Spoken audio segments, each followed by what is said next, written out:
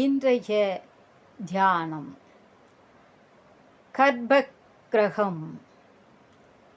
பிரகாரங்களை எல்லாம் தாண்டி கர்ப்பக்கிரகத்துக்குள் வந்தால்தானே கடவுளே உன்னை நான் காண முடியும்.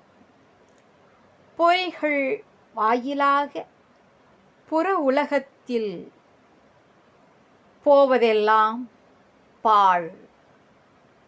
ஆங்கு உள்ள கூச்சல் நிறைந்த களி ஆட்டமும் குழப்பம் நிறைந்த போராட்டமும் துன்பத்தை தருகின்றன, ஆற்றலை அழித்து விடுகின்றன.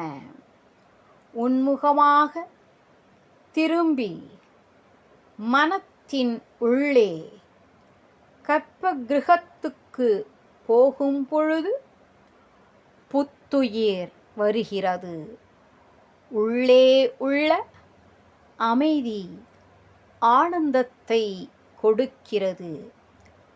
ஆறுதல் அடைதற்கு உற்ற இடம் மனது என்னும் கர்ப்பக்கிரகம். ஆம், ஆறுதல் அடைதற்கு உற்ற இடம் மனது என்னும் கர்ப்பக்கிரகம்.